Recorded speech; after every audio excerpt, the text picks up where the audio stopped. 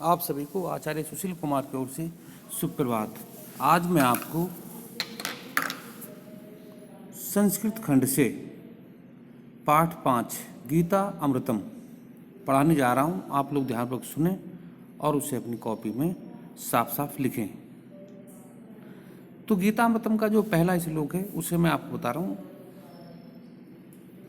तम तथा कृपयविष्ट अश्रुपूर्ण कुलेक्षणम विशीव्यंत वाक्यम वाच मधुसूदन है।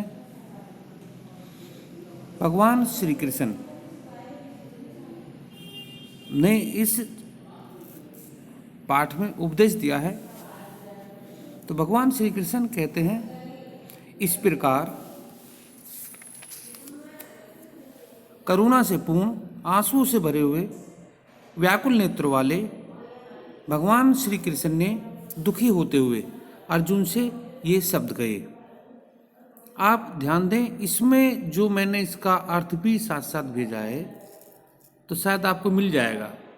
देखिएगा, इस प्रकार करुणा से पूर्ण आंसू से भरे हुए व्याकुल नेत्र वाले श्री कृष्ण ने दुखी होते हुए अर्जुन से ये शब्द कहे। आप यहाँ समझ गए होंगे। अब मैं इसके दूसरे श्लोक का अर्थ पढ़ाने जा रहा हूँ। कलेवयम माँ इसमें है गम पार्थ नैतु पदते क्षुद्रम हृदय बलम हृदय हृदय बलम त्योतिष्ठे परंतप। भगवान श्री कृष्ण अर्जुन को उपदेश देते हुए कहते हैं कि अर्जुन, कायर मत बनो, यह तुम्हारे योग्य नहीं है। हे अर्जुन, कायर मत बनो, यह तुम्हारे योग्य नहीं है। हृदय की दुर्बलता को त्याग कर उठो और युद्ध करो।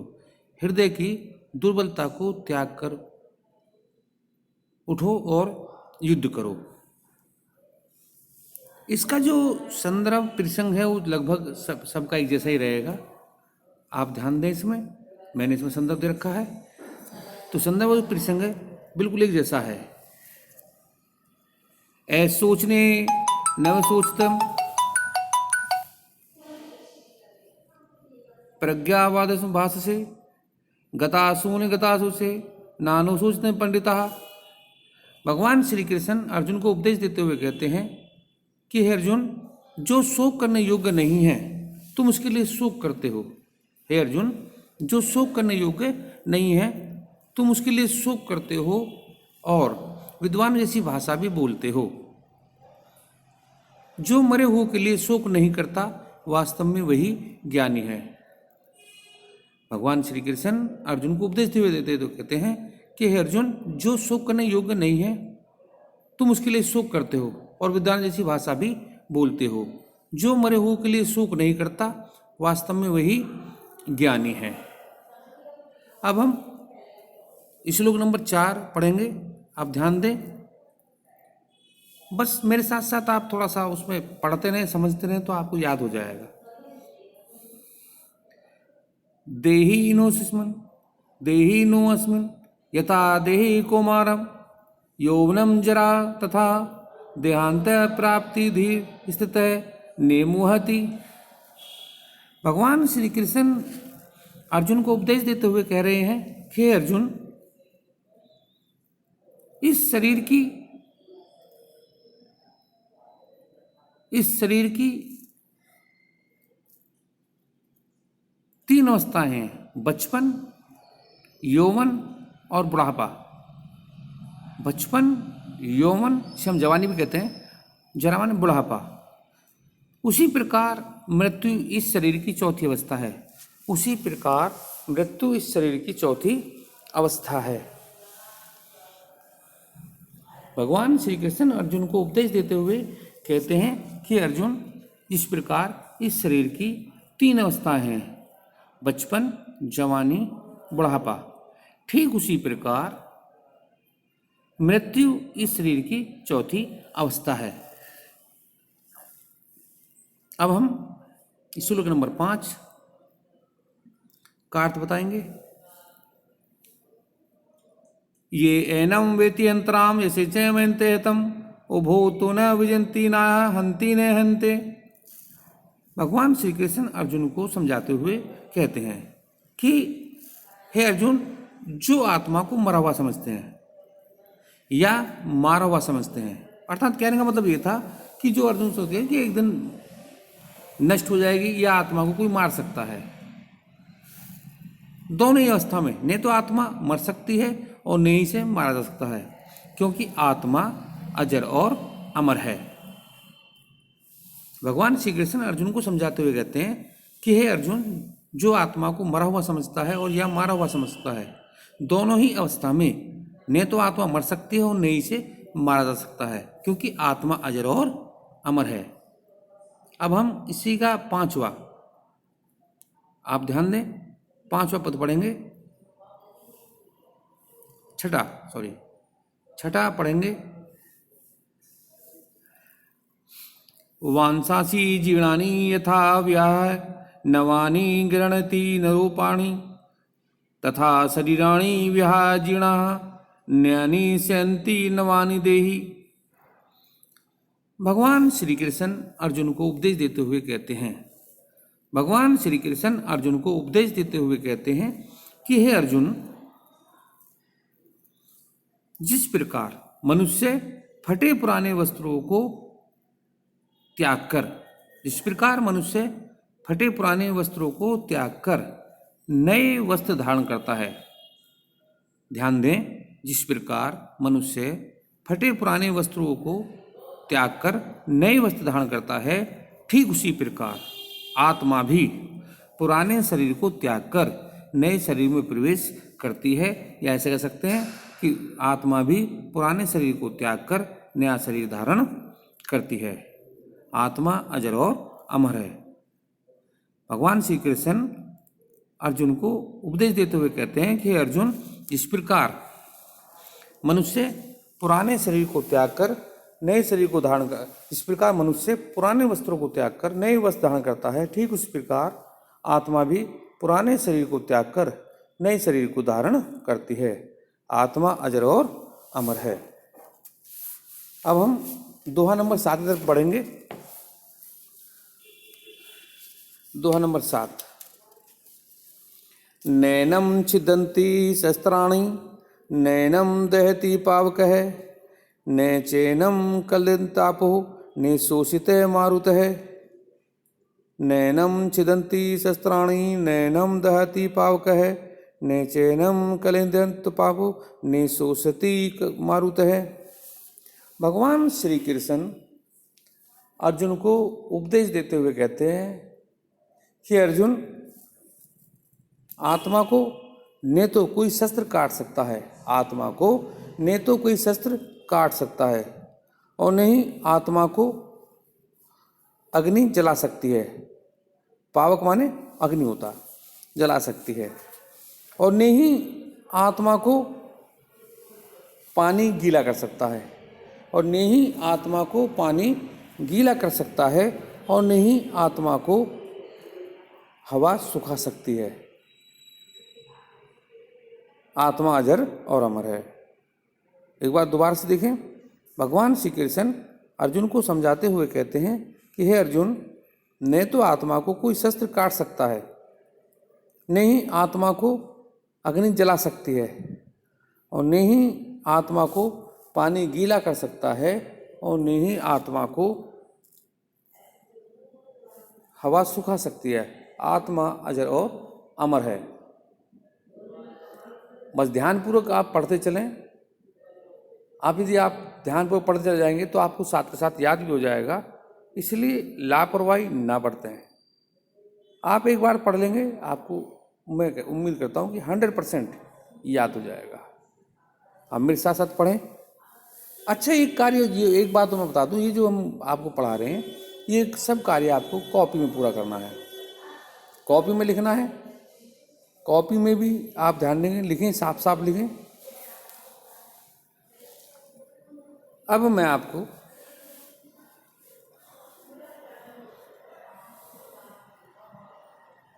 श्लोक नंबर 8 पढ़ाने जा रहा हूं।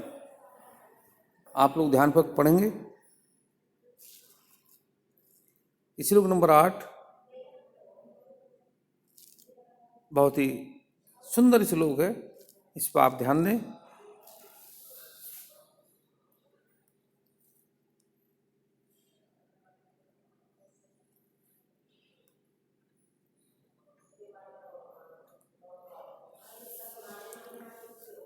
जातस्य ही ध्रुवो मृत्यु ध्रुवम जन्म है मृतस्य च जातस्य ही ध्रुवो मृत्यु ध्रुवम जन्म मृतस्य च तस्मादि पार्थ है नेत्वम शोचितम महसी जातस्य ही ध्रुवो मृत्यु ध्रुवम जन्म है मृत्यु से तदमासे परिहार से पर्यादर्थ नेत्वम शोचित महसी। भगवान श्री कृष्ण अर्जुन को समझाते हुए कहते हैं कि हे अर्जुन, इस संसार में भगवान श्री कृष्ण अर्जुन को समझाते हुए कहते हैं कि अर्जुन, इस संसार में यदि किसी का जन्म हुआ है, जातस्य ही ध्रुवो, इस संसार में जिसका भी जन्म हुआ है उसकी मृत्यु निश्चित है। इस संसार में जिसका भी जन्म हुआ है उसकी मृत्यु निश्चित है, और जिसकी मृत्यु हुई है उसका जन्म निश्चित है, और जिसकी मृत्यु हुई है उसका जन्म निश्चित है। इसलिए हे पार्थ तुम किसके लिए शोक करते हो? इसलिए हे पार्थ तुम किसके लिए शोक करते हो? उठो और युद्ध करो। भगवान श्री कृष्ण अर्जुन को समझाते हुए कहते हैं कि अर्जुन, इस संसार में जिसका जन्म हुआ है उसकी मृत्यु निश्चित है, और जिसकी मृत्यु हुई है उसका जन्म निश्चित है। इसलिए हे पार्थ तुम किसके लिए शोक करते हो? इसलिए हे पार्थ तुम किसके लिए शोक करते हो? उठो और युद्ध करो। अब हम बढ़ेंगे श्लोक नंबर 9 की ओर। अब हम श्लोक नंबर 9 प्रारंभ करेंगे। आप ध्यान दें। यादक्षा चौपन्ना स्वर्ग द्वार अपवर्तम सुखिन क्षत्रिया पार्था लभन्ते युद्धदर्शम। यद्रक्षा चौपन्नम स्वर्गद्वारवर्तम सुखिने क्षत्रिया पार्था लभन्ते युद्धदर्शम। भगवान श्री कृष्ण अर्जुन को समझाते हुए कहते हैं कि हे अर्जुन, यह धर्म युद्ध है। हे अर्जुन, यह धर्म युद्ध है, और धर्म युद्ध के समय स्वर्ग के द्वार अपने आप खुल जाते हैं। हे अर्जुन, यह धर्म युद्ध है, और धर्म युद्ध के समय स्वर्ग के द्वार अपने आप खुल जाते हैं। इसलिए हे पार्थ क्षत्रियों को सुख प्रदान करने के लिए या क्षत्रियों के कल्याण के लिए, हे पार्थ क्षत्रियों को सुख प्रदान करने के लिए या क्षत्रियों को कल्याण के लिए उठो और युद्ध करो। अब हम दोहा नंबर 10 पढ़ेंगे। आप लोग ध्यान दें। हतो वा प्रापसी स्वर्गम जित्वादा भोक्षे महिम तस् उदस्तः कौन्तेय युद्धाम कृत निश्चय। हतो वा प्रापसी स्वर्गम जित्वादा भोक्षे महिम तस्त्वादृष्टि कौन्तेय युद्धाय कृत निश्चय। भगवान श्री कृष्ण अर्जुन को उपदेश देते हुए कहते हैं, भगवान श्री कृष्ण अर्जुन को उपदेश देते हुए कहते हैं कि हे अर्जुन, यदि तुम इस धर्म युद्ध में मारे गए, हे अर्जुन, यदि तुम इस धर्म युद्ध में मारे गए तो स्वर्ग को प्राप्त करोगे। क्योंकि धर्म युद्ध है, धर्म युद्ध में तो स्वर्ग के द्वार अपने आप खुले होते हैं। तो इसलिए वो कह रहे हैं कि हे अर्जुन, यदि तुम युद्ध में मारे गए तो स्वर्ग को प्राप्त करोगे, और यदि जीवित बचे तो धरती का सुख भोगोगे। इसलिए हे कुंती पुत्र अर्जुन, इसलिए हे कुंती पुत्र अर्जुन, निश्चय करके उठो और युद्ध करो। भगवान श्री कृष्ण अर्जुन को समझाते हुए कहते हैं कि अर्जुन, यदि तुम युद्ध में मारे गए तो स्वर्ग को प्राप्त करोगे, यदि जीवित बचे तो धरती का सुख भोगोगे। तो इसलिए हे कुंती पुत्र अर्जुन, निश्चय करके उठो और युद्ध करो। इस प्रकार हमारे जो ये 10 श्लोक थे यहीं पूर्ण हो गए हैं। जैसे मैंने आपको बताया कि आपको ये सभी श्लोक अपनी फेयर कॉपी में करने हैं, जो चेक भी होंगे। इसलिए कोई भी बच्चा लापरवाही ना बरते, सफाई से लिखे और याद भी करे, क्योंकि आने वाले एनुअल एग्जाम में ये सब आएंगे। तो आप लिखने के साथ साथ याद भी करते चलेंगे। इस प्रकार आपको याद भी हो जाएगा और आपका कार्य भी पूर्ण हो जाएगा। मैं अब एक नए चैप्टर के साथ फिर उपस्थित हूँगा। तब तक के लिए धन्यवाद।